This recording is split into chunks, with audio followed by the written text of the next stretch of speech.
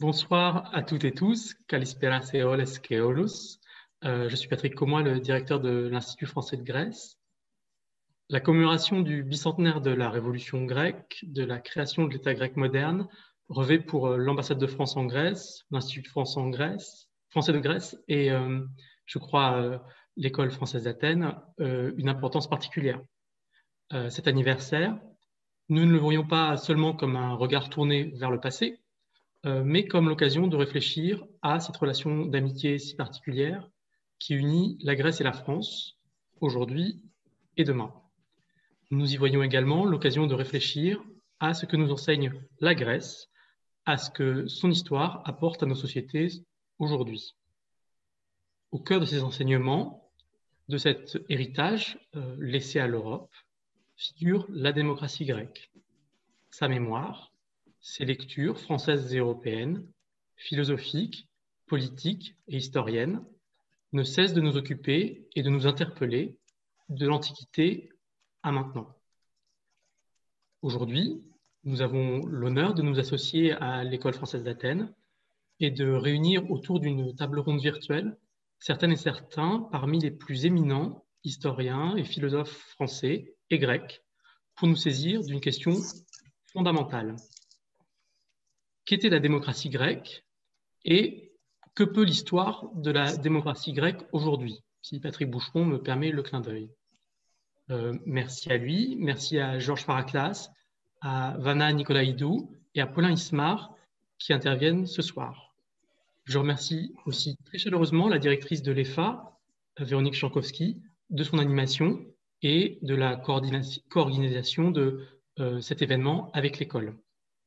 Je souhaite une bonne soirée, une bonne table ronde à tous les spectateurs qui la suivent en Grèce, en France et partout ailleurs. Merci à tous et à bientôt. Merci et je passe beaucoup. Bien sûr la parole à Véronique, pardon.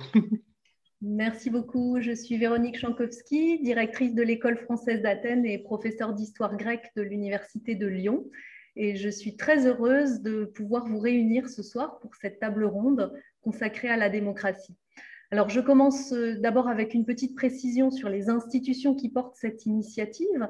L'établissement que je dirige est l'École française d'Athènes, un établissement public de recherche français implanté en Grèce depuis 1846. Et notre mission est la recherche sur le monde grec, de la préhistoire à nos jours, avec des fouilles archéologiques, mais aussi des travaux en sciences humaines et sociales. Cette table ronde est proposée en partenariat avec l'Institut français de Grèce, notre voisin, avec lequel nous avons une collaboration régulière. Et c'est l'Institut français de Grèce qui nous accueille virtuellement ce soir. Et je remercie chaleureusement son directeur, Patrick Commois, pour son accueil. Nous sommes réunis ce soir autour d'un thème qui est cher à la Grèce, la question de la démocratie antique et de ce que cet héritage peut représenter aujourd'hui. Le bicentenaire de la Révolution grecque nous ramène 200 ans en arrière sur les traces des Philhellènes. On sait que leur engagement pour la cause des Grecs qui se soulevaient contre la domination des Ottomans était très largement inspiré et motivé par leur culture de l'Antiquité, par des concepts de liberté qui se rattachaient directement à la Grèce antique, à ses héros militaires et à ses philosophes. Depuis la fin du XVIIIe siècle, les penseurs européens avaient mis en avant l'idée d'une liberté innée des Grecs de l'Antiquité qui servirait de fondement, de point de départ à la liberté des Grecs acquise à partir de 1821. Mais aujourd'hui, en Europe, de quoi sommes-nous vraiment les héritiers? Car si la démocratie grecque de l'Antiquité a été une source d'inspiration politique, elle peut aussi devenir un carcan ou un voile qui empêche d'analyser la réalité des sociétés. Force est de constater aujourd'hui que les systèmes démocratiques que nous avons de nos jours n'ont rien à voir, ou peu à voir avec la démocratie des Grecs de l'Antiquité. Et si nous sommes attachés à l'idée de la liberté et à la forme juridique qui lui est liée, la démocratie, il faut constater aussi que cet idéal démocratique est fortement malmené dans le monde contemporain, non seulement par certains faits d'actualité, mais aussi par une remise en question qui se fait jour parfois d'un certain modèle de la démocratie. Alors, le contexte de ce bicentenaire de l'indépendance grecque nous conduit à repenser cette question de l'héritage classique, à la repenser avec les outils d'aujourd'hui, non plus dans l'exaltation des philhellènes, mais avec le recul de l'analyse qui nous permet de questionner cet héritage historique de l'Antiquité et aussi d'en faire bon usage. Les historiens nous apprennent que tout processus social et politique doit être compris dans son contexte. Les philosophes nous enseignent que les modèles politiques sont des constructions qui méritent d'être interrogées. Ce sont justement des historiens et des philosophes qui sont rassemblés ce soir autour de cette table ronde virtuelle pour un débat d'idées et un regard analytique et critique. Je vous les présente rapidement. Vana Nicolaïdou est professeure de philosophie politique, présidente du département de philosophie de l'Université nationale et capodistrienne d'Athènes. Elle a publié, entre autres travaux, des études sur Hannah Arendt. Patrick Boucheron est professeur au Collège de France, titulaire de la chaire Histoire des pouvoirs en Europe occidentale, 13e, 16e siècle. Son domaine de recherche est l'histoire de l'Italie médiévale, mais il a aussi beaucoup publié plus largement sur le rôle de l'historien dans le débat public, comme en témoigne par exemple l'Histoire mondiale de la France qui a été publiée sous sa direction. Georges Faraklas est professeur de philosophie politique à l'Université Pandion d'Athènes. Il est l'auteur de plusieurs ouvrages dans ce domaine de la philosophie politique sur Machiavel, sur Hegel, en particulier autour de la problématique de l'individualité, Hegel dont il est aussi le traducteur en grec. Et Paulin Ismar est professeur d'histoire de la Grèce ancienne à Aix-Marseille Université et membre de l'Institut universitaire de France.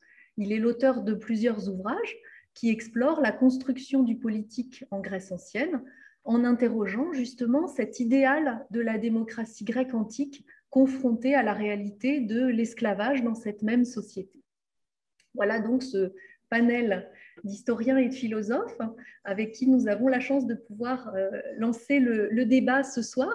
Alors je commence tout de suite par une première question adressée à Georges Faraklas. Parce que pour un philosophe qui a travaillé sur le corpus de la philosophie politique du 19e et du 20e siècle, mais peut-être plus encore pour un philosophe dans une université grecque, voire pour un Athénien, la question, je pense, de l'héritage intellectuel de l'Antiquité est une question complexe. Comment pensez-vous que l'on peut prendre en compte la spécificité que représente la démocratie antique comme concept politique, sans pour autant l'absolutiser, mais pour la penser en philosophe et en historien? Merci, Véronique Chankowski. Oui, je voudrais, au nom des participants grecs de cette table ronde, faire une petite mise au point, en fait. Nous n'avons pas l'intention de soutenir ici que les Grecs modernes sont les seuls héritiers de l'idée ancienne et grecque de démocratie, ni même qu'ils en seraient les héritiers privilégiés. L'idée de démocratie est bien née ici et a bien été inventée par des gens qui parlaient grec, mais elle intéresse désormais l'humanité entière, comme c'est le cas par exemple de la démonstration mathématique, de la pièce théâtrale ou de la discussion philosophique qui, elles aussi, furent des inventions helléniques. De même que personne ne soutient l'idée saugrenue que les Grecs modernes seraient de meilleurs mathématiciens, hommes de théâtre ou philosophes. De même, il faut, pour commencer, écarter l'idée saugrenue selon laquelle nous autres Grecs aurions quelques titres à donner des leçons de démocratie aux autres. S'il est vrai que nos ancêtres se révoltèrent il y a 200 ans contre le pouvoir du sultan et qu'ils désiraient fonder une démocratie, même s'ils n'ont pas tout à fait réussi au départ, alors même que l'Europe était prise dans la tourmente de la Restauration, et si l'on peut être fier de ses ancêtres révolutionnaires, eh bien, nous ne pouvons toutefois pas soutenir que nous sommes plus portés à la démocratie que d'autres peuples sans sombrer dans le ridicule. Voilà ce que je voulais dire pour commencer. Je reviendrai plus tard pour d'autres dans la discussion. C'était certainement important de préciser ce point pour bien lancer le débat. Alors, je me tourne vers Paulin Ismar. pour commencer notre exploration de ce phénomène historique de la démocratie grecque de l'Antiquité.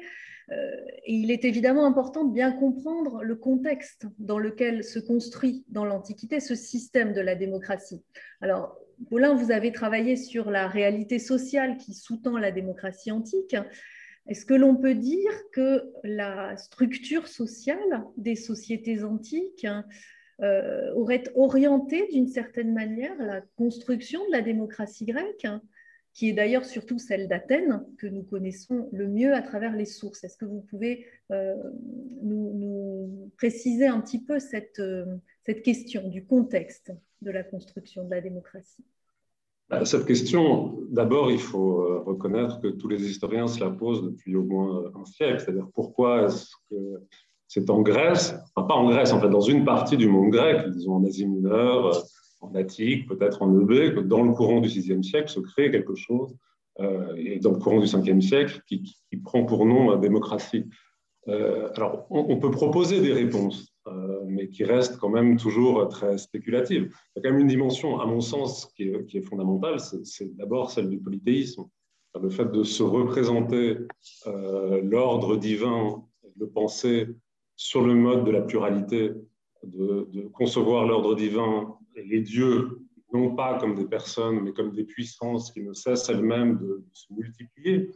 Il y a plusieurs Apollons, il y a plusieurs Poséidons, il y a des tonnes d'Artémis différentes, et de penser le pouvoir des dieux d'abord sur le mode d'une division fondamentale, c'est la théogonie d'Hésiode. Évidemment, il y a le récit de la prise de pouvoir par Zeus, mais en même temps, ce pouvoir est presque immédiatement divisé, partagé. On peut quand même penser que cette conception polythéiste de l'ordre divin a des conséquences sur la représentation de ce qu'est l'arché, de ce qu'est le pouvoir parmi les hommes. Alors ensuite, la question que vous posez, c'est aussi celle de savoir comment est-ce qu'on peut se représenter, avec le peu de sources dont on dispose, les communautés grecques de l'époque archaïque, du 7e, 6e siècle, au sein desquelles l'idée démocratique va naître. Ce qui apparaît tout de même, ce qui est assez frappant, c'est la faible institutionnalisation des hiérarchies sociales à l'intérieur de ces communautés, et notamment le fait qu'on n'observe pas vraiment quelque chose qui s'apparenterait à une aristocratie de naissance. On a au contraire l'impression de voir des élites qui se renouvellent très régulièrement. Et il n'y a absolument pas en Grèce, pour prendre comme ça des modèles très, très génériques, il n'y a absolument pas en Grèce qui s'apparente à la gens romaine ou au patriciat. Il y a le génos, bien sûr, mais ça n'a rien à voir avec la gens. Et de ce point de vue-là, il n'y a pas d'aristocratie. Il y a une élite, mais il n'y a peut-être pas d'aristocratie à l'époque archaïque. Donc on a l'impression de structures communautaires qui ne sont pas égalitaires à proprement parler, mais en tout cas au sein desquelles les hiérarchies sont peu formalisées. Il y a d'une certaine façon une forme de primitivisme de ces communautés, et c'est dans ce cadre que peut-être la démocratie va naître à la fin du VIe siècle.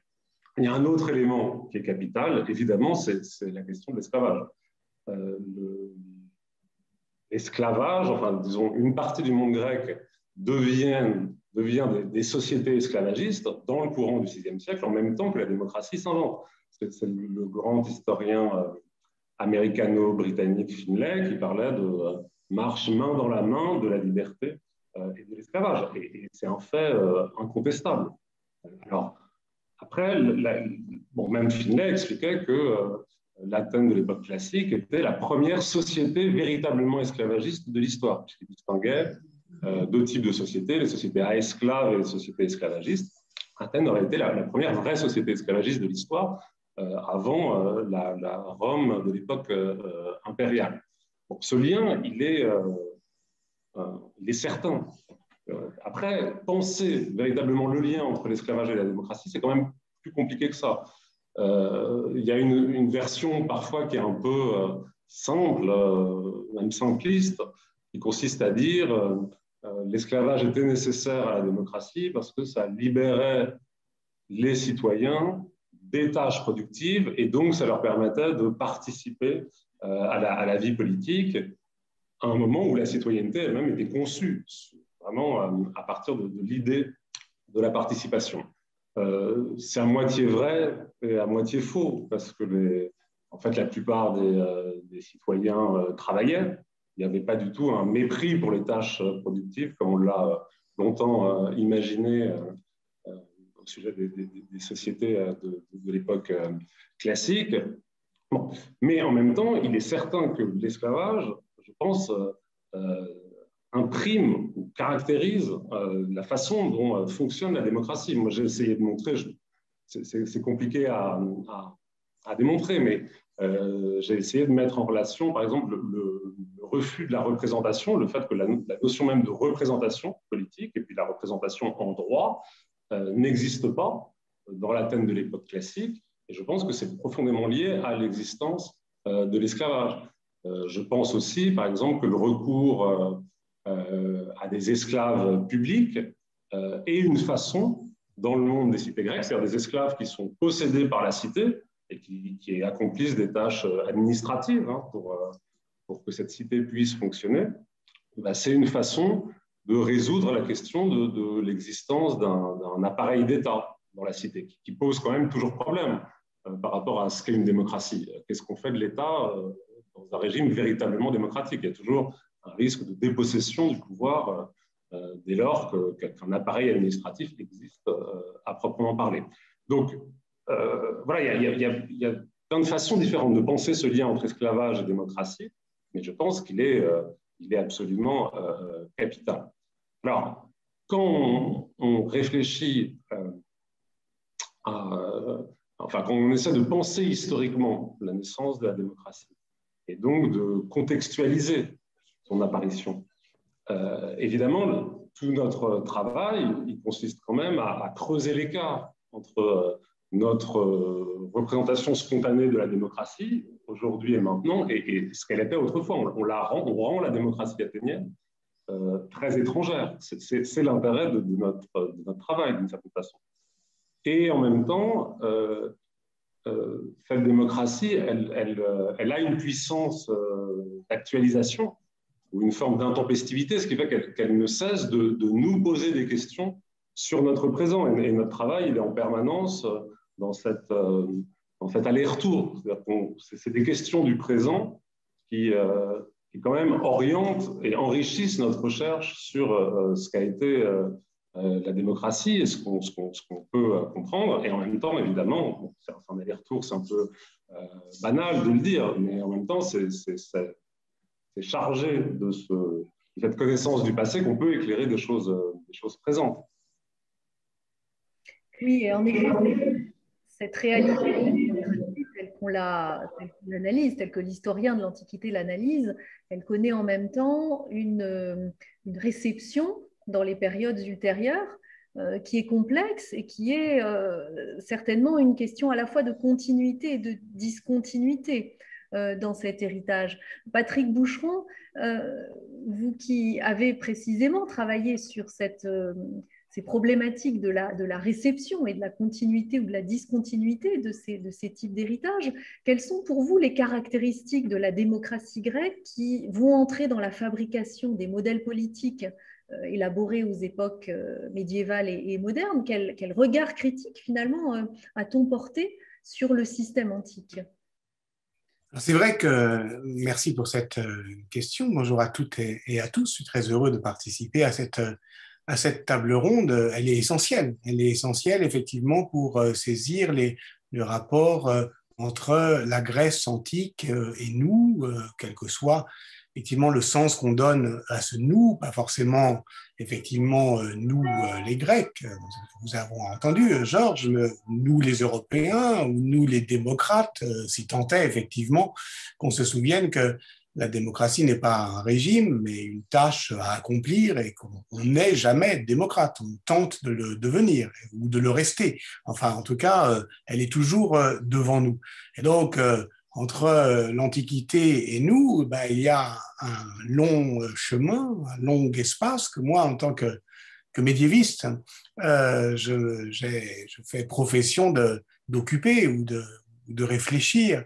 Et c'est exactement comme vous le dites, Madame la directrice, chère Véronique, c'est ce rapport entre la continuité et la discontinuité. On aurait très envie, évidemment, que le rapport soit direct, continu, comme un fil tendu entre les Grecs et nous. Et c'est d'ailleurs si vrai que tous les révolutionnaires grecs, bien sûr, mais pas seulement, les révolutionnaires américains ou les révolutionnaires français, dès lors qu'ils veulent précipiter un changement social, ben, ils se drapent dans une toge antique et ils croient recommencer Athènes, recommencer Rome. Alors, ça se passait différemment dans les périodes que je connais un peu moins mal, c'est-à-dire les périodes, disons, médiévales et renaissantes, parce que, bah, vous le savez bien, ce fil, il était si tendu qu'il s'est rompu, en réalité, le fil de la tradition,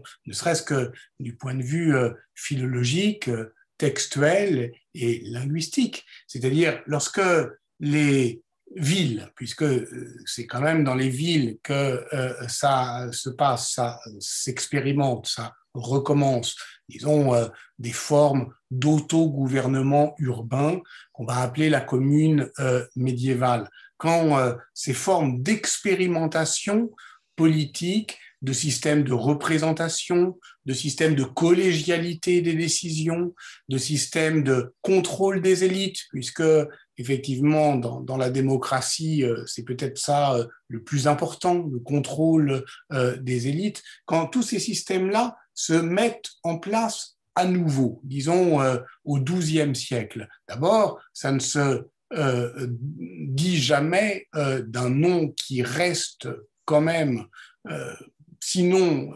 péjoratif, du moins peu désirable dans le système gréco-latin de démocratie. Au mieux, on va parler effectivement de commune en latin, de res publica éventuellement, mais la démocratie n'est ni un horizon de réflexion, ni un horizon d'expérimentation pratique. Donc, les modèles, eh ben, s'il y en a, ils sont romains. Alors nous, les historiennes et les historiens de profession, on voit par exemple nos communes, disons italiennes, à partir du XIIe, XIIIe siècle, tenter de faire des choses, se heurter d'ailleurs au même problème, on va y revenir, c'est un problème qui est de plus en plus essentiel au fond aujourd'hui dans la réflexion politique, quand on parle de représentation et quand on parle de taux de participation, on se heurte par exemple à des questions d'échelle. Voilà. Et à ce qu'on appelle la scalabilité, c'est-à-dire le saut d'échelle. C'est un problème que les communes, par exemple, italiennes, avaient expérimenté très vite. C'est-à-dire qu'il y a des systèmes, effectivement, qui peuvent être efficaces du point de vue, je le répète, de la délégation, de la représentation, de la collégialité des décisions, mais jusqu'à un certain point. Au-delà, effectivement, d'une taille critique, ça casse, ça se complique, ça devient plus impur. Donc là, il y a cette question qui me semble très intéressante, qui est que eux-mêmes, d'une certaine manière, je veux dire, tous ceux qui ont tenté des expériences politiques plutôt dans des villes, parce qu'au-delà, c'était plus compliqué, dans des systèmes électoraux type confédération helvétique, n'avaient qu'indirectement en tête le précédent grec. Donc ça veut dire effectivement que entre les Grecs et eux, déjà, le temps s'était tellement épaissi, tellement compliqué, il passait effectivement au filtre d'une autre langue, le latin, je parle pour l'Occident latin, et pas directement pour le Moyen-Âge grec, comme l'appelait Evelyne Patlajan, que tout cela, évidemment, crée les conditions, justement, pour reprendre une référence qui est chère à notre ami Ivana d'un trésor perdu, pour le dire comme Hannah Arendt. C'est-à-dire que le trésor, il est peut-être là, mais il est perdu. Il faut le réinventer, il faut le reconstituer. Et après, ce qui me semble intéressant, c'est de savoir ce qu'on gagne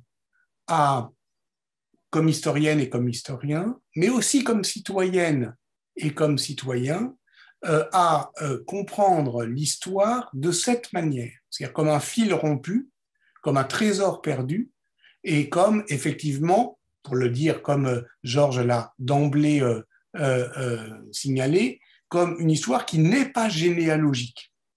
Voilà.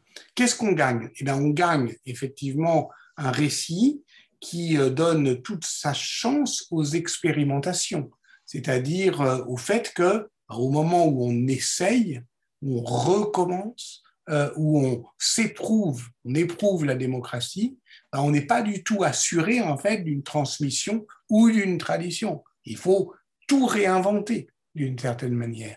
Il y a un livre qui décrit ça et que j'aime bien, qui est un livre de Jacques Dallarin, Gouverner, c'est servir, dont le sous-titre est Essai de démocratie médiévale. Essai. Ça veut dire, en français, à la fois une tentative et une expérimentation. Bon. Et ça, je trouve que c'est intéressant. C'est la première historicité. L'autre historicité, c'est celle des historiennes et des historiens. C'est que aujourd'hui, effectivement, si on travaille sur la chose publique, eh bien, on s'intéresse à la Grèce, mais on s'intéresse aussi aux historiennes et aux historiens de l'anthropologie de la Grèce politique. Voilà. Et donc, c'est ça dont on pourra parler, mais dont on parlera ensemble. Je ne veux pas être trop long. C'est que je ne sais pas si la Grèce a eu, la démocratie grecque a eu une influence directe sur les régimes modernes, j'en suis pas sûr, mais ce que je sais, c'est qu'on comprend mieux ces régimes modernes, enfin médiévaux et modernes, grâce à l'anthropologie politique de la Grèce telle que vous la pratiquez aujourd'hui, c'est-à-dire vous les historiens et vous les philosophes. Voilà. Et donc c'est pour cela que cet effet retour, eh bien, cet effet de boucle historiographique, eh bien, on doit aussi le considérer. Un fil rompu, effectivement, et finalement, la philosophie politique moderne prend ses distances par rapport à cet héritage antique et elle approfondit la question du fonctionnement démocratique. Je me tourne vers Georges Faraklas. Quels sont les éléments importants qui interviennent pour différencier cette conception de la démocratie de celle qu'avaient les anciens, et en particulier certainement autour de la question de la démocratie participative, dont parlait aussi Paulin Ismar au début, question qui est posée par l'Antiquité. Il y a une question qui se pose dans la philosophie politique moderne avec ce problème de la participation du citoyen. Oui, effectivement. On pourrait dire que donner son consentement est une chose, participer activement en est une autre. Nous appartenons, pourrait-on dire, à des régimes politiques qui, dans l'ensemble, nous demandent de consentir, mais non de prendre part activement. C'est ce qui, à ce jour, oppose la démocratie moderne à la démocratie ancienne, comme le disait Moses Finlay dans l'ouvrage auquel Paulin Ismar a fait référence tout à l'heure, sur démocratie ancienne et démocratie moderne. Certes, nous ne consentirions pas si l'on ne respectait pas nos droits fondamentaux, et le fait d'avoir mis l'accent sur cet aspect du politique est tout à l'honneur de nos démocraties représentatives, mais c'est faire preuve d'une modestie mal placée quand même que de se contenter de si peu. Je ne saurais souscrire à l'idée selon laquelle il suffit que nous vivions sous un régime qui nous gouverne comme nous l'aurions fait si nous, les citoyens, étions appelés à prendre part à la formulation des lois. Cette idée remonte à Kant. Elle est désignée comme républicaine, par opposition à l'idée selon laquelle le citoyen devrait participer activement à la formulation des lois et qui est désignée comme démocratique habituellement. Cette dernière était soutenue par Rousseau, selon qui les citoyens ne sont libres que s'ils se soumettent aux lois à la formulation desquelles ils ont participé activement, mais non s'ils élisent des représentants qui agiront à leur place comme si c'était eux. Hein. Rousseau est le maître à penser de Kant en matière morale et politique, mais il s'oppose sur ce point, comme s'opposeront respectivement la tradition socialiste et la tradition libérale par la suite, du moins au XIXe siècle. Faut-il ou non que la procédure de prise de décision intègre ce qu'elle concerne? Pour que ceux-ci demeurent libres, faut-il se féliciter de la non-participation des citoyens à ce processus dans nos démocraties représentatives, ou bien s'en attrister, comme Finlay? Michel Bakounine soutient que la civilisation grecque est synonyme d'émancipation humaine car elle transforma le troupeau humain en une association d'hommes libres. Il oppose Athènes à Rome, donc la démocratie, à la République, car l'idéalisme, comme il l'appelle, du droit romain se borne à offrir des garanties là où la participation matérielle du citoyen athénien lui donne le pouvoir d'agir sur son propre destin. Bakounine était anarchiste et il appréciait donc chez les Grecs le fait que leur organisation politique était dépourvue d'un État séparé. Or, c'est à peu près le même éloge qu'adresse à la cité démocratique deux philosophes politiques du XXe siècle qui n'étaient pas anarchistes.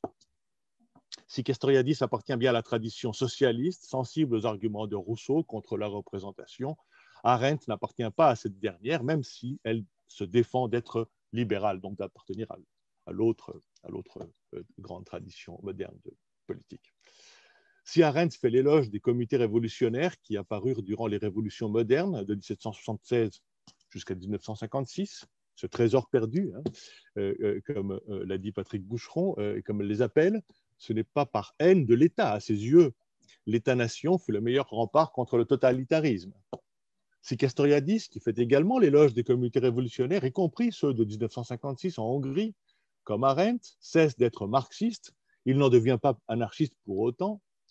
Influencés l'un et l'autre, certes, par Rosa Luxembourg, penseuse, je ne sais pas s'il faut dire penseuse, enfin bon, marxiste, opposée à la dictature du Parti communiste en Russie, il cherche à penser la démocratie comme une pratique politique qui s'exprime de façon privilégiée dans les conseils. Les conseils sont des cellules de démocratie à l'ancienne, directes. On y prend part soi-même aux décisions qui nous concernent. L'activité consistant à participer à la prise de décision me concernant est ce que Arendt appelle la vie active ou la vie politique, et ce que Castoriadis appelle l'autonomie, qui sont les concepts centraux de leur philosophie politique respective. Arendt tire cette définition de la vie politique de la distinction aristotélicienne entre praxis et poiesis, et de l'idée d'Aristote selon laquelle la politique n'est pas une forme de fabrication, poiesis en grec ancien, comme ce semble être le cas chez Platon, mais aussi dans la majeure partie de la pensée politique après lui. La politique est une praxis, c'est-à-dire une activité poursuivie pour elle-même, indépendamment de toute fin à laquelle elle est susceptible d'être soumise. Ce n'est que dans l'exercice de cette activité que nous serions libres, et non dans l'exercice des activités attachées à la maisonnée, à l'oikos, à l'oikonomia, et qui pourvoient aux nécessités de la vie. Ce modèle a toutefois le défaut d'exclure tout sujet économique du débat politique. On dira que Arendt antiquise un peu trop lorsqu'elle considère que tout ce qui relève de l'économie relève du cadre privé de la famille qu'il ne convient pas d'étaler au grand jour. Castoriadis, de son côté, définit l'activité consistant à décider en commun de ce qui nous concerne comme autonomie, selon une définition bien connue de Rousseau. Nous sommes libres quand nous nous soumettons à une loi, à la formulation de laquelle nous avons nous-mêmes participé. Rousseau reprend là une idée grecque, également exposée chez Aristote, l'idée selon laquelle les citoyens libres sont tous égaux quant à leur capacité politique.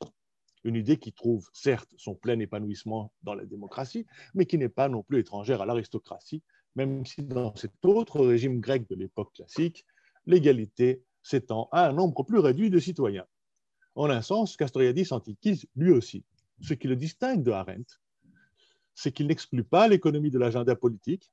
À ses yeux, les concepts d'intérêt économique, les conflits d'intérêt économique doivent être résolus afin de rendre praticable l'autonomie politique. Et je pense que peu avant sa mort, Arendt tend vers une solution similaire, même si dans son cas, il s'agit plutôt de soumettre l'économie à l'État, elle parle de l'État-providence, que d'y introduire l'autogestion, même si cette solution l'intéresse aussi, évidemment. Enfin, je voudrais pour finir insister sur un autre point qui rapporte la philosophie en fait à l'histoire. Peut-on abstraire de leur contexte les formules du consentement et de la participation comme je l'ai fait ici? La volonté de faire revivre Athènes hors contexte historique ne risque-t-elle pas d'avoir des effets pervers? De nous entraîner vers la terreur jacobine, comme le craignait Fustel de Coulanges au XIXe siècle, ou vers le nazisme, comme le pensait la Coulabart au XXe siècle. Le premier pensait effectivement que la religion grecque était plus capable de soutenir un régime comme la démocratie plutôt que notre religion à nous. Et quant à la Coulabart, il essaye d'une certaine manière en fait, de justifier Heidegger. Dans la mesure où les Grecs étaient pourvus d'une religion pauvre en transcendance, ils ont pu s'apercevoir qu'ils étaient eux-mêmes les auteurs de leurs institutions. Ça, c'est la solution de Castoriadis, en fait, et donc agir en conséquence. Dans la mesure où nous avons aussi essayé de croire que le pouvoir vient de Dieu, nous sommes en mesure de prendre conscience des mêmes faits que les Grecs et d'agir en conséquence à notre tour. Certaines choses, je pense, sont vraies hors contexte historique. Que les historiens m'excusent, mais je pense que, si vous voulez, nous n'avons pas besoin d'être très calés en ce qui concerne la religion égyptienne pour comprendre la géométrie, même si la géométrie fut inventée par les prêtres égyptiens. Vous voyez, il y a des choses qui peuvent être comprises indépendamment de leur contexte. Mais c'est vrai que les mathématiques sont un cas particulier, je l'avoue. Mais seuls certains contextes peuvent nous permettre de reconnaître ces choses. Je crois que c'est sur ce point-là qu'intervient le relativisme historique à bon escient. De ce point de vue, le cadre des anciens Grecs et le nôtre offre des similitudes. Voilà. Donc je crois qu'ils nous permettent de retrouver les mêmes types de théorèmes en ce qui concerne la démocratie. J'espère ne pas avoir parlé trop longtemps et ne pas avoir abusé de votre temps. Alors une relecture critique, oui, en effet, par les philosophes contemporains en particulier, qui se sont intéressés à cet idéal démocratique. Alors, Vanna Nicolaïdou, selon vous, est-ce qu'il y a une actualité de la démocratie antique dans le discours des philosophes, et en particulier ceux sur lesquels vous avez travaillé? À mon avis, il y aura toujours une actualité parce que, comme l'a dit M. Boucheron, la démocratie est une tâche à venir. C'est ça que Athènes nous a appris. Et qu'est-ce que ça veut dire, c'est une tâche à venir? Ça signifie que la politique est tout à fait humaine. C'est-à-dire, elle définit le domaine qui se trouve entre les dieux surhumains et les bêtes sous-humaines. Et si l'on exclut la sagesse des dieux et la force des bêtes, ce qui nous reste, c'est de déterminer le juste et l'injuste, le beau et le laid, le bien et le mal, mais ayant comme critère un critère qui tire sa validité de la publicité, c'est-à-dire du débat public, de la discussion. Alors, ce que la démocratie antique nous a montré et qui demeure toujours une tâche à venir du fait que nous sombrons dans l'apathie politique aujourd'hui, c'est que la politique est la chose du logos, de la parole en public, c'est-à-dire la discussion et la délibération en commun. Ni la volonté de Dieu, ni les lois de l'histoire ne doivent nous apprendre comment on doit penser et décider concernant des sujets qui concernent tous. Et alors, cela se montre par le fait que l'art politique concernant la polis, Athènes, c'est l'art rhétorique, ce qui signifie que la vérité est toujours la quête des consensus. Il n'y a pas de vérité absolue, parce que exactement la politique est tout à fait humaine. Alors, c'est une conception qui présuppose une notion de citoyenneté qu'on a oubliée aujourd'hui, presque on a oublié, ce qui signifie que les citoyens étaient l'individu qui devait assumer la responsabilité des actes de sa communauté et la cité exigeait qu'il soit à même de juger et de porter son jugement délibérer sur les affaires communes. Alors, pour moi, l'actualité de la démocratie athénienne réside dans cette notion d'individualité qu'elle a forgée, et une notion d'individualité qu'elle demeure étrangère à ce repli sur soi-même, sur sa sphère intime et privée qui caractérise la plupart d'entre nous. Alors, on a mentionné tout à l'heure Castoriadis, mais aussi Hannah Arendt, Ouais. qui est une de vos auteurs favorites. Est-ce que vous pouvez nous dire en quelques lignes quels sont les aspects principaux de sa relecture critique du modèle démocratique? Avec plaisir, et après vous avoir remercié pour cette invitation qui me rend heureuse d'être parmi des collègues si sympas et si érudits, et en prenant des choses, en assistant à cette table ronde. Alors, pour Arendt, la démocratie athénienne est l'isonomie, c'est-à-dire l'ordre politique, selon le débat sur la constitution chez Hérodote, qui nous apprend que l'isonomia était l'ordre politique dans lequel le règne de la loi et les gouvernements responsables sont maintenus par l'égale distribution du pouvoir politique. Ce qui est important, ce que, selon Arendt, dont je vais parler maintenant, tous nos concepts se sont forgés à partir des expériences vécues, survécues dans les narrations historiques et réifiées dans les œuvres de la culture. De cette sorte, en fouillant dans l'histoire des mots, on découvre leur signification originelle, tout en se rendant compte de mutations de leur contenu sémantique en fonction des changements survenus de la condition humaine.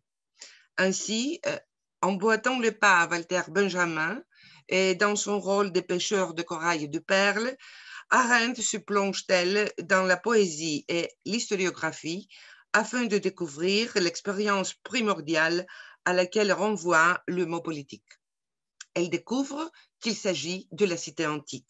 Je cite, « La polis grecque continuera d'être présente au fondement de notre existence politique, au fond de la mer, donc aussi longtemps que nous aurons à bouche le mot politique. » Fin de citation. De par sa dénomination, la cité antique est la ville circonscrite et construite en vue de la vie civique. Aussi, le mode d'organisation de sa place publique, l'agora, constitue-t-il le critère évaluatif de toute coexistence qui mérite d'être caractérisée comme politique en se distinguant des autres formes de vie en commun.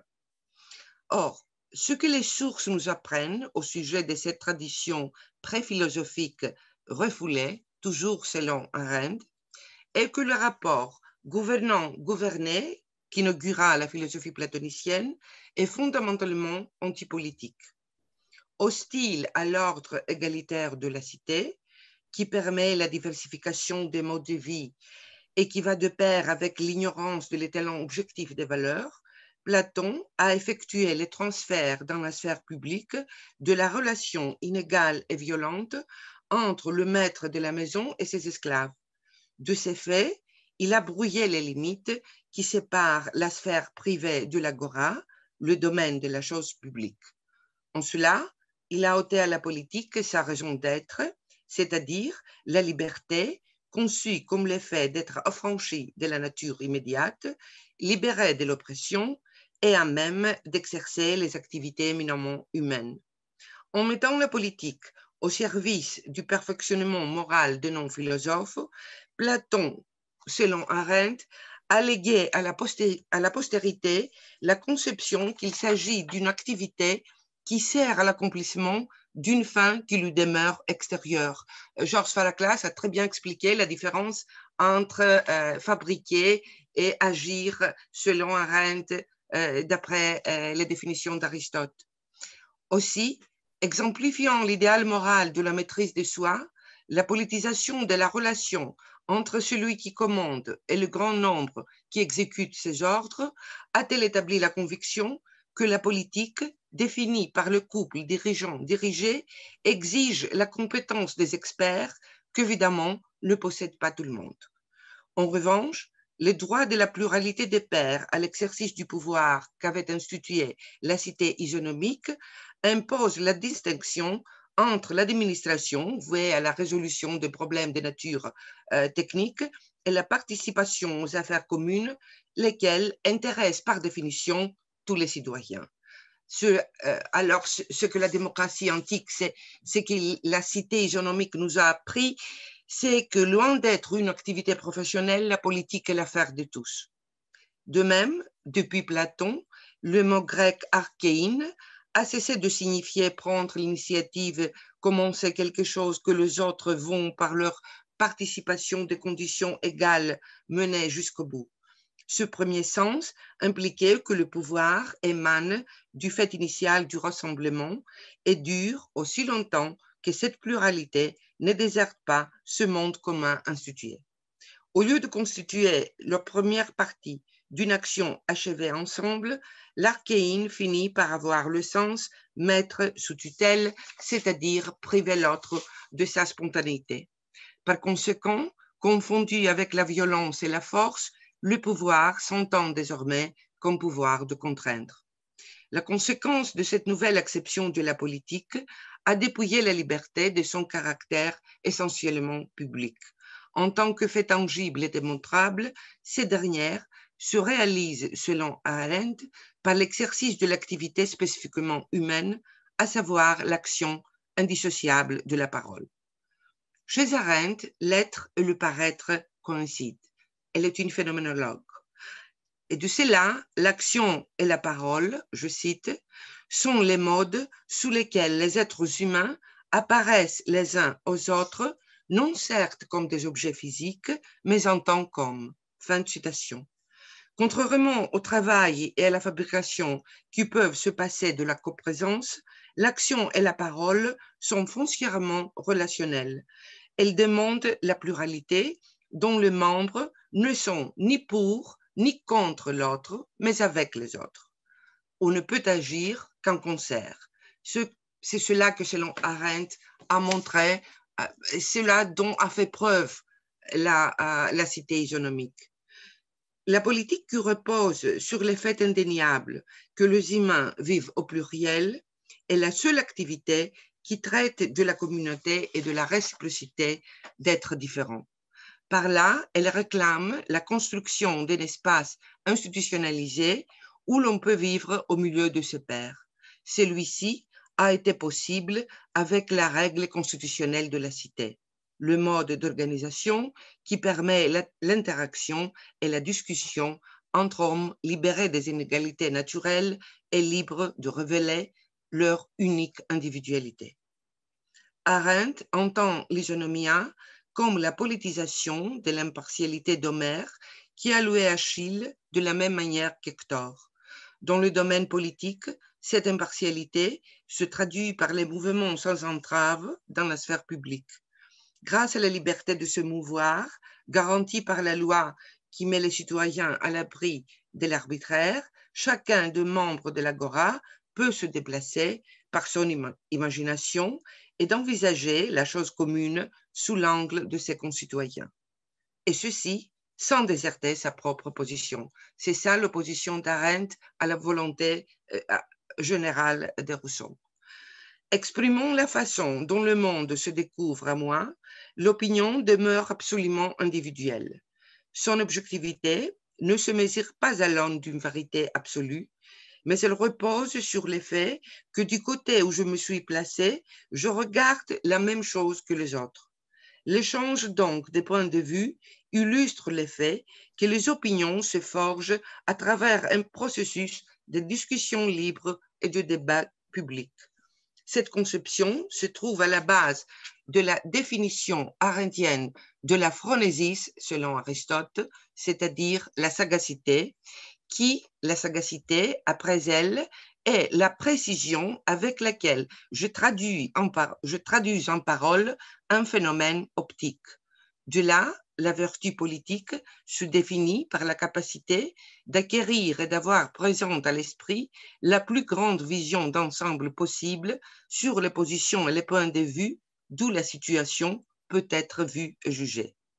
Affranchie de l'uniformité, cette façon de gérer la res publica résiste à la vérité absolue en protégeant ce domaine sublunaire de sa tyrannie. L'isonomie implique la liberté de parler égale pour tous. En ce sens, elle démocratise Homère en substituant la confrontation des arguments aux combats homériques. Autrement dit, le recours à la violence est exclu de la sphère publique qui demeure le lieu privilégié de la persuasion mutuelle. De cette façon, dans l'univers de la cité antique, le héros épique cède la place aux héros démocratiques, soit aux êtres humains ordinaires qui ont le courage de se libérer de leurs soucis et intérêts privés et de s'intéresser aux affaires qui concernent tous, mais personne en particulier. Ce courage de se montrer sous la lumière de la scène publique est leur chance de briller. Multipliant pour chacun les chances de se distinguer, cet espace des exploits et des paroles vivantes que fut la police constitua le seul remède à la futilité de la vie qu'à gratifier avec splendeur. En cela, elle exprime la condition authentiquement humaine, à savoir la pluralité organisée de façon qu'elle demeure la pluralité paradoxale des êtres uniques. Fondée sur le droit primordialement humain, d'être vu en action, l'excellence requiert l'égalité, sinon la compétition tourne à la farce. Ainsi, la passion pour la distinction se traduit par le désir de se rendre plus visible que les autres, bien que ceux-ci soient placés au même niveau que soi-même. Dans ce but, l'esprit agonistique de la cité emprunta à Homère que la cité emprunta à Homère exige que la citoyenneté soit basée sur l'amitié politique. Selon Arendt, cette amitié présuppose une culture politique partagée, tout aussi l'observation de la distance que l'amour ne tolère pas et qui s'oppose à l'assimilation imposée. À l'opposé des rapports verticaux, la cité isonomique crée le domaine de l'entre-deux qui fait surgir la justice. Transcendante aux individus, mais relative à cet espace intermédiaire qui les lie et les sépare, cette conception de la justice fait de la loi l'expression de la réciprocité. Elle est ce que nous nous garantissons mutuellement et qui enclose cet espace de liberté dans lequel chaque homme a la chance de se communiquer en montrant qui il est au lieu de ce qu'il est. La démocratie antique est l'expérience historique qui nous suggère que la politique existe à condition que l'on ne se débarrasse pas des humains en tant qu'acteurs. Sous cet aspect, elle nous permet de réfléchir sur notre propre idée de l'être ensemble. Évidemment, cette tentative n'implique pas l'hésitation à faire revivre un passé résolu. Une telle aspiration ne suppose que le déni de la spontanéité humaine en compromettant ainsi la raison d'être de cette manière de coexister. Tirer de l'oubli la cité signifie simplement être à même de juger notre situation actuelle à l'aide d'un exemple qui demeure enfoui dans toutes les phrases qui contiennent le mot politique. De toute façon, bien que la politique paraisse ne plus avoir de sens, du fait qu'elle répond à la condition proprement humaine, elle aura toujours la chance de s'émerger entre celles et ceux qui ont le goût de la liberté. D'ailleurs, Arendt avait avoué que son intérêt pour l'Antiquité est dû à son désir de connaître les sources dont s'étaient inspirés les grands révolutionnaires du XVIIIe siècle. Et aussi longtemps que les êtres humains apparaissent de par leur naissance sur la Terre, l'histoire continue. C'est ça la façon dont Arendt voit la démocratie antique. Alors, on vient de faire un beau parcours, en effet, à travers les siècles, les interprétations, et on voit bien dans ce que vous venez d'expliquer que Les philosophes ont tiré de la démocratie antique un certain nombre de concepts très importants, l'isonomie, la compétition, cet esprit agonistique, l'amitié, la liberté. Puis ils en ont fait finalement une sorte de laboratoire.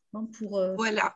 Et l'intérêt désintéressé, c'est l'expression qu'Arendt a empruntée à Kant, qui, selon Kant, concerne l'œuvre d'art, mais pour Arendt, cet intérêt désintéressé est l'intérêt pour le monde commun, qui est la communauté, mais du fait qu'il s'agit d'une affaire commune, cet intérêt ne s'identifie pas avec mon intérêt, avec mes intérêts privés.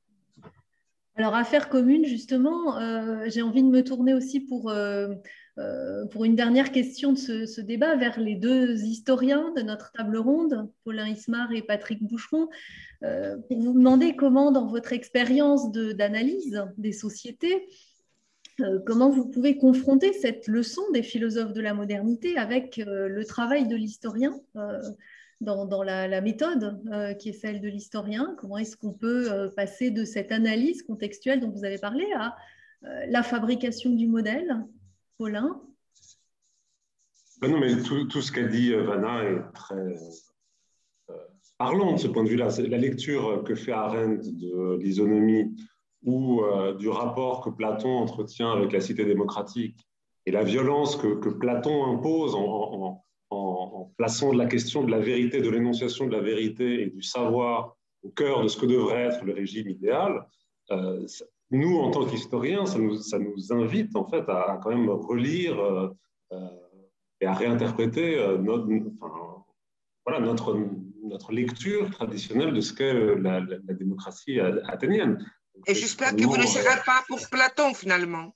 Ah non, absolument pas. Non, absolument pas. Mais en même temps, moi, j'ai l'impression que dans la philosophie politique contemporaine, il y a, je pense en particulier à la philosophie politique américaine, où il y a toute une école qui se revendique comme néo-athénienne, des gens comme James Fishkin, Hélène Landemort, qui travaillent assez précisément sur les textes anciens, et où ils utilisent ils font référence à la démocratie athénienne pour réfléchir à ce que pourraient être aujourd'hui des nouvelles formes de pratiques délibératives, où ils réfléchissent à ce que pourrait être une épistémologie démocratique pertinente aujourd'hui, c'est-à-dire une façon de construire collectivement et faire revivre le républicanisme. Oui, tout à fait. Contre le libéralisme, oui. Et ça peut être des études parfois très, très précises sur la façon dont on élabore et on construit un processus délibératif. Et on se réfère, dans ce cas-là, et parfois c'est là qu'ils sollicitent des historiens, ils essaient de comprendre comment fonctionnait le conseil, l'assemblée, etc. Mais alors, avec une conception, du coup, très idéalisée de ce qu'a été la démocratie. Évidemment. Et c'est vraiment l'idée du modèle, avec ce que ça suppose aussi à la fois d'idéalisation et puis de capacité à ce qu'on duplique, à ce qu'on reproduise. Voilà. C'est pour ça qu'on a besoin. C'est pour ça qu'on a besoin de vous, des historiens, parce que les philosophes idéalisent. Oui, enfin, je pense que c'est un certain type de philosophie aussi. C'est aussi une philosophie assez normative. Bon. Parce que ce que vous disiez sur Arendt et avant, Georges, autour de Castoriadis, nous, ça nous parle beaucoup aux historiens de l'époque classique, parce qu'effectivement, c'est l'idée que justement, la démocratie, ce n'est pas un modèle, c'est un processus qui n'a pas cessé de s'inventer. Et c'est quand même, quand on observe l'histoire de la démocratie athénienne, c'est très frappant, parce que le terme même de démocratie, il apparaît pour la première fois dans les années 460, mais il n'a pas du tout de sens stabilisé, en fait. Et on le voit très bien, les 2 premiers siècles de son existence, on entend plein de choses différentes sous ce terme. C'est un néologisme qui va mettre un temps considérable avant d'acquérir une première définition. Mais oui, ça a un sens tout à fait ouvert. Bon, mais ça rejoint ce que disait aussi Patrick autour de l'idée de l'expérimentation. Moi, ce que j'aime chez Castoriadis, c'est qu'il voit la naissance de la démocratie par rapport à la cosmogonie grecque, c'est-à-dire l'émergence du chaos d'une réalité et le fait que les Athéniens avaient conscience du chaos dont dont cette réalité qui ont formé provient, ils étaient toujours conscients de la nécessité de la mesure contre la démesure. Ouais. Ouais. Mais enfin, je pense que c'est ce qui vraiment fait le important règne de la loi, alors. Pardon? Ce qui fait le règne de la loi contre la volonté arbitraire du tyran. Patrick, sur cette question du laboratoire de concept de la démocratie antique, comment est-ce qu'un médiéviste ou un historien des sociétés...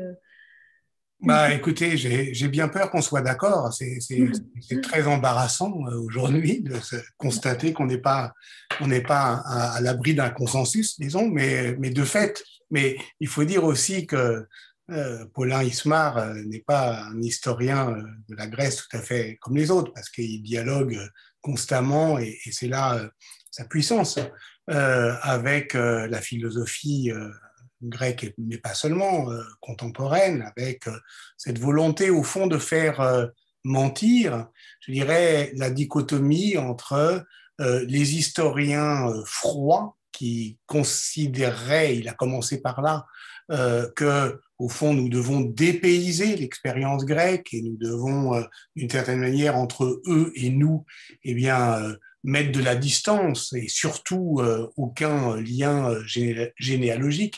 Et les historiens chaleureux de la démocratie grecque qui voudraient au contraire la ramener à nous.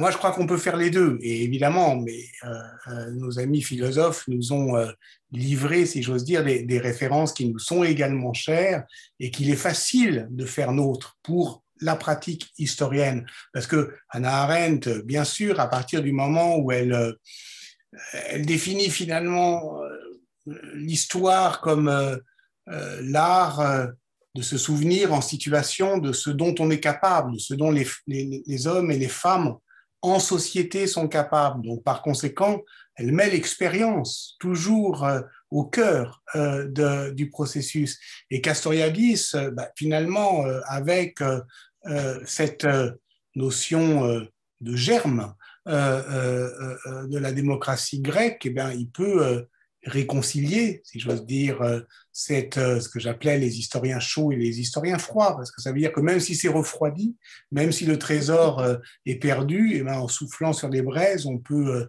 toujours recommencer. Puis, quand je disais distance, il ne faut pas oublier que la démocratie vient de là, dans cette prise de distance. C'est un philosophe qui disait ça, c'est François Châtelet, qui disait finalement, il appelait ça la politesse grecque.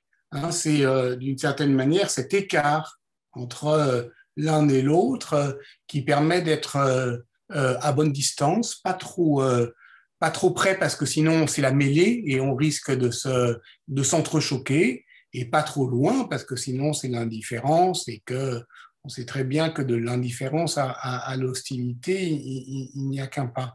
Donc, voilà, je pense que là, on est à bonne distance entre les Grecs anciens et l'expérience contemporaine, entre la philosophie et l'histoire, et on peut, d'une certaine manière, toute l'histoire et toute la philosophie en profitent. Donc là, on a parlé beaucoup d'histoire grecque ou gréco-romaine avec Paulin, mais voilà, pour quelqu'un qui n'est pas spécialiste de cette question-là, comme moi, je peux m'inspirer des concepts dont on a parlé, d'autonomie, d'échelle, de participation. La question que Georges posait de savoir au fond quel est le niveau de participation. Il n'y a pas seulement de consentement, parce que effectivement, en français, par exemple, quand on dit taux de participation à une soirée électorale, ça veut dire combien de gens ont voté. Mais évidemment, la démocratie ne s'arrête pas là.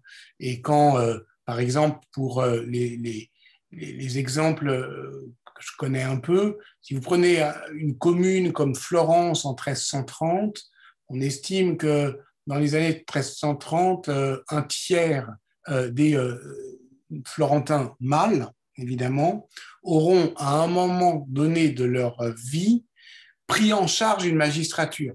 C'est-à-dire c'est une participation directe, c'est énorme, c'est un taux de participation que là, je pense, là, aucun, ni ancien, ni moderne, n'ont jamais atteint. C'est-à-dire, à un moment de leur vie, un tiers des Florentins ont exercé une parcelle de la puissance publique. Voilà. Et donc ça, évidemment, ça nous fait réfléchir. Et ça nous fait réfléchir aussi, je voudrais terminer par là, à ces questions de rythme. C'est qu'on a parlé de révolution. Voilà, la révolution grecque, la révolution française.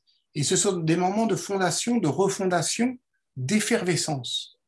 Mais ce qui est devant nous, devant les sociétés contemporaines, c'est pas la question de l'effervescence, c'est la question de l'usure, la question de la fatigue démocratique. C'est-à-dire comment ça tient encore, malgré tout, comment on se supporte après tant d'années, comment un régime, d'une certaine manière, survit à la déception qu'inévitablement, il va finir par susciter chez celles et ceux qui le supportent depuis trop longtemps. Et ça, ces questions de rythme, de durabilité, de ce que j'appelais la scalabilité, c'est-à-dire comment effectivement on va au-delà de l'échelle d'une ville, c'est vraiment des questions pour aujourd'hui. Et c'est des questions que finalement les historiennes et les historiens de toutes les époques peuvent se poser à partir de l'anthropologie politique de la Grèce ancienne. Georges, cette bonne distance, cette bonne échelle, c'est la façon dont un citoyen d'une démocratie, quelle qu'elle soit aujourd'hui, peut s'emparer de la question de l'héritage antique? Oui, en allant dans le même sens, je peux exploiter une distinction qui était faite déjà par les anciens, c'est la différence entre justement les rapports familiaux et puis les rapports avec des personnes qui ne sont pas de notre famille. Hein. Alors à l'époque, évidemment, les seuls membres d'une famille qui participaient à la vie politique, c'était les mâles, mais maintenant, c'est évidemment un peu mieux. Mais effectivement, les rapports politiques, commence à apparaître dès que nous avons suffisamment de distance pour être en notre familiarité immédiate. Hein.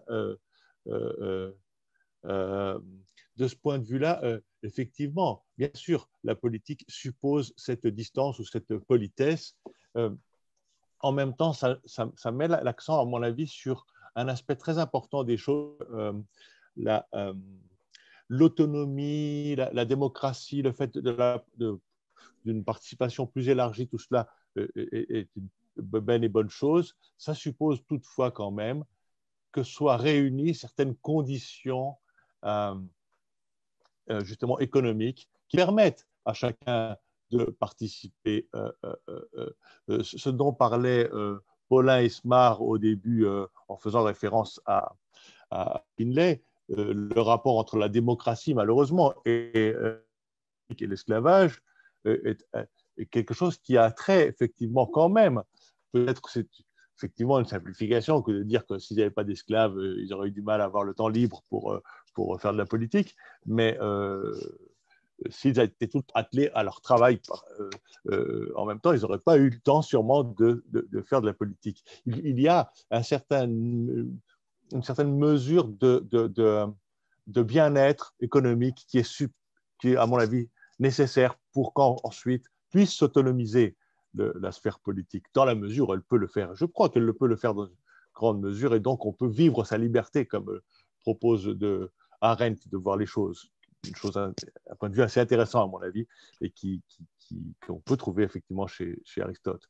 Que dès que vous vous réunissez, même ne fût-ce que dans votre immeuble, les colocataires, pour décider des choses qui vous concernent, vous faites de la politique et vous exercez votre liberté. voilà, et que c'est une forme de... Il y a une joie à être libre et à décider en commun des choses qui nous intéressent, mais cela suppose effectivement que nous ayons un peu le temps de le faire. Voilà. C'est le bonheur public de l'immeuble. Par exemple, pourquoi pas? Alors, je ne sais pas si c'est dans l'immeuble, mais en tout cas dans la table ronde virtuelle, je crois qu'il y a quelques questions qui commencent à s'afficher. Electre, on peut peut-être prendre quelques questions dans le temps qui nous reste. Oui. Alors, j'ai une première question qui est une question posée par Maria. Donc, c'est dans l'Antiquité grecque, la démocratie était vraie, concrète, directe. Les citoyens étaient tous ensemble à l'apnix pour discuter, pour voter. Le mot idiotis avait une signification négative. Comment est-ce qu'on pourrait aujourd'hui rétablir une telle démocratie à une époque où on vit une vie d'isolement et où nos relations sociales passent par Internet? Je crois que M. Faraklas vient d'expliquer la difficulté d'avoir une telle démocratie aujourd'hui, parce qu'on n'a pas d'esclaves, on doit travailler, alors il y a une difficulté. On ne travaille quand même pas, on travaille moins qu'au 19e siècle, et de ce point de vue-là, on peut espérer qu'à l'avenir, on travaillera un peu moins encore et que donc les conditions seront réunies pour que chacun participe à cette vie politique. Et à mon avis, on pourrait dire quand même que les réseaux sociaux, malgré tous leurs défauts, tous leurs aspects très dangereux, sont un espace de liberté démocratique quand même. Il serait difficile de dire le contraire. Chacun peut prendre la parole et créer son propre auditoire. Alors, tous les auditoires ne sont pas aussi sympathiques que l'on le voudrait, effectivement, mais d'un point de vue formel, c'est quand même une forme de liberté, je pense. On ne peut pas dire le contraire. Hein. Il y a quelque chose de très beau à imaginer que tous les citoyens se rendaient sur l'apnix, qui passaient leur journée à délibérer, qui votaient, bon, et que ceux qui restaient dans leur fort privé étaient condamnés socialement. Ce n'est pas tout à fait comme ça quand même. Et quelque chose de très simple, mais sur l'apnix à Athènes, elle pouvait contenir 6000 places, pas plus. Il y avait 40 000 citoyens. Donc, en fait, la participation, elle n'était pas du tout continue, elle n'était pas du tout permanente. Et en fait, même, les démocraties vivaient avec beaucoup d'abstention, et l'abstention, de toute façon, était complètement admise. Donc, il y a ces intermittences, en fait, dans la participation, dans la vie civique, qui sont aussi je pense, très importantes qu'on veut se représenter, parce que sinon, voilà, on est dans le rêve communard, qui n'est pas loin aussi du rêve des soviets, mais ça explique quand même difficilement la très longue durée de l'existence des régimes démocratiques en Grèce. C'est quand même 400 ans d'existence. Donc, et dans la mesure où on s'intéresse aux affaires publiques, aux affaires communes, on n'est pas des idiotes. Ouais. On peut chaque fois ne pas être un idiote. Merci. Alors, on a une autre question très concrète. Que pensez-vous de la tentative de réécriture de la constitution islandaise via un modèle participatif avec tirage au sort des rédacteurs parmi la population? Et quelle conclusion est-ce qu'on peut tirer du fait que ce texte n'a pas été adopté par les élus islandais? C'est Hérodote qui pourrait répondre à ça. Moi, je trouve ça très intéressant quand même. Donc, je pense effectivement qu'il y a beaucoup de pratiques démocratiques dont on peut s'inspirer et qui viennent des démocraties antiques. Et le tirage au sort, la multiplication des pratiques délibératives qui en même temps étaient très ritualisées, qui supposent un engagement de chacun dans la discussion des règles précises. Il y a des choses comme ça qui peuvent vraiment, je pense, nous inspirer pour les pratiques démocratiques d'aujourd'hui. Et alors, justement, sur le tirage au sort, c'est très intéressant, si je peux me permettre, parce que sans sans interférer dans les affaires islandaises, hein, j'y mets toujours un point d'honneur, hein, personnellement, mais c'est que finalement, bien sûr qu'on peut convoquer le précédent gréco-romain sur le tirage au sort, mais il y a une grande pluralité de cette expérience. Voilà. C'est-à-dire qu'il n'y a pas beaucoup de régimes de toute façon historiques qui n'aient à un moment donné testé le tirage au sort. Le cas le plus célèbre, c'est celui de Venise, où la Venise, qui est quand même la Venise oligarchique, cette sorte de république oligarchique qui a un prince élu à sa tête, c'est-à-dire qui a finalement qui a un régime mixte de tout ce que Montesquieu cherchait à distinguer. Venise fait ça tout en même temps et c'est quand même le record mondial de longévité politique, puisque c'est de 1297 à 1797. Bon, voilà. Et avec, de toute façon, quand on le voit, dès qu'il y a une dispute sociale entre, disons, le popolo, le peuple, et les grands, le peuple est toujours systématiquement favorable à ce que la part du tirage au sort, parce que ce sont aussi des suffrages mixtes, soit supérieure. Voilà. C'est-à-dire, dès qu'on lui demande son avis, le peuple veut toujours plus de tirage au sort que de suffrage, parce qu'il sait que c'est moins injuste. Voilà. Mais là encore, on peut...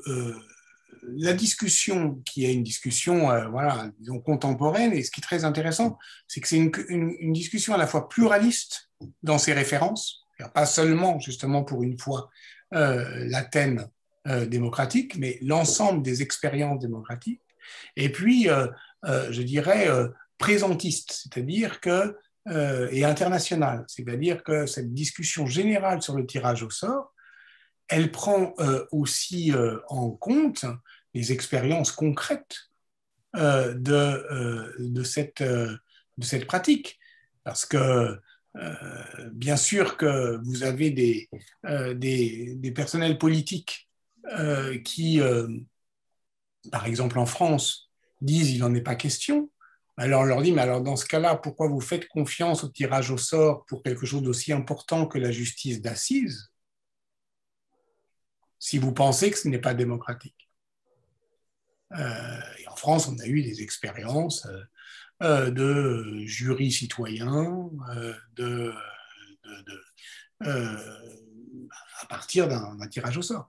Donc ça, c'est quelque chose qui me semble justement intéressant, précisément parce que ça casse la généalogie démocratique et ça pluralise les expériences.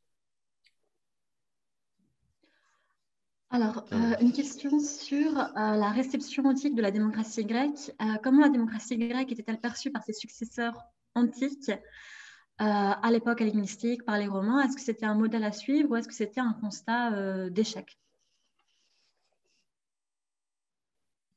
Alors, vaste question en effet de la Je crois que c'est pour M. Ismar la question. Ou pour Véronique. Ou pour Véronique, oui. Oui, pour Véronique.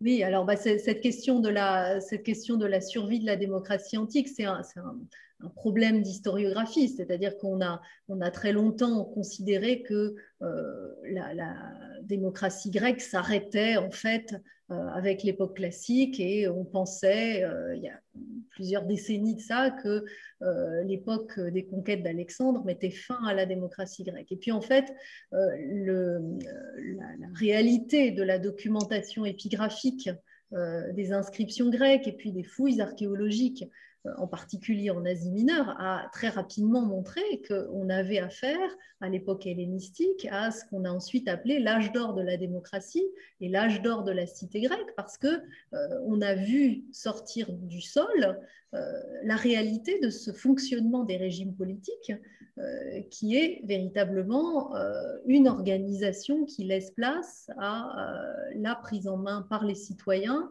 des décisions qui relèvent de la vie politique et de l'organisation de la communauté civique. Donc, la cité grecque et la démocratie antique, ça n'est pas une histoire qui s'arrête avec Athènes au IVe siècle, c'est une histoire qui continue et dont on a bien vu ce soir justement que ces reformulations successives continuent à puiser dans des concepts et dans des pratiques aussi qui sont des pratiques de la citoyenneté. Alors avec ce que Paulin a décrit tout à l'heure, hein, c'est-à-dire toutes les limites qu'il faut poser à cette notion de démocratie participative et d'implication des citoyens, mais en tout cas, le modèle est là et le modèle perdure à travers les siècles et il perdure au-delà des dominations et des aléas des empires. Il perdure et il évolue en même temps, c'est-à-dire que quand dans des cités grecques d'époque impériale sous domination romaine, on parle de régime démocratique, on n'est pas toujours, enfin, on parle pas toujours forcément la même chose que dans les cités grecques du 3e, 2e siècle. Bon, voilà, le terme ne cesse de recouvrir des significations différentes. Il y a une polyvalence et en même temps, c'est un idéal qui continue à être invoqué malgré la polyvalence des systèmes. Alors, nous avons une dernière question assez pointue. Comment peut-on voir la vie domestique et ses structures patriarcales ou même la violence ordinaire en relation avec le formalisme démocratique et encore plus en relation avec l'isonomie arendtienne? Alors, une question pour la spécialiste d'Anna Arendt. Oui, Arendt condamne absolument l'exclusion des femmes. Elle était femme, elle aussi. L'exclusion des femmes de la sphère publique.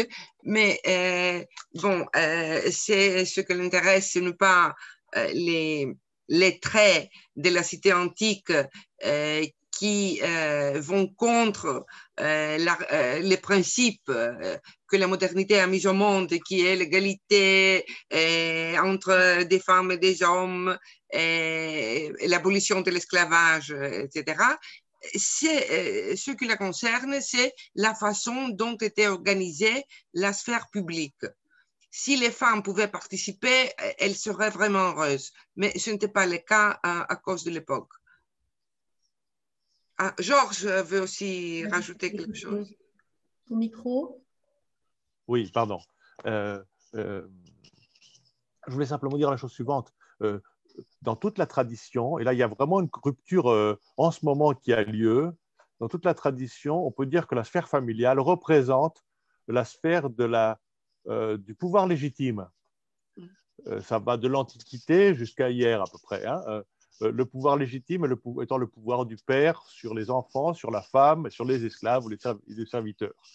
Et lorsqu'on veut légitimer le pouvoir, traditionnellement, on se réfère au pouvoir du père. Il y a aussi le pouvoir du capitaine ou du bateau ou du médecin qui sont pas mal aussi, qui sont assez utilisés, mais c'est surtout le pouvoir du père qui est mis à contribution. Et ce qui est vraiment une grosse nouveauté de notre époque, c'est que ce modèle est en train de disparaître et que donc on ne peut plus avoir recours dans le discours politique à une référence qui serait celle de la naturalité du pouvoir référé donc au père, au paternalisme et tout ce qui quand on parle de paternalisme, on parle effectivement d'un pouvoir politique qui serait légitime en se référant à un pouvoir au pouvoir bienveillant du père sur ses enfants, etc. Et là-dessus, Rousseau a déjà répondu sur la chose. Le père se paye de ses peines par l'amour qu'il a pour ses enfants, alors que le roi ne peut pas aimer tous ces sujets, c'est impossible. donc, le parallèle ne tient pas, en fait, si vous voulez. Hein. Mais c'est important, je voulais simplement noter ceci, c'est qu'effectivement, les rapports de domination patriarcale existent parallèlement à des rapports politiques qui peuvent être beaucoup plus libéraux à certains moments de l'histoire. Aujourd'hui, ce qui se passe, c'est que ce modèle de l'oikos est en train de disparaître, est en train de se démocratiser en fait lui-même. Hein.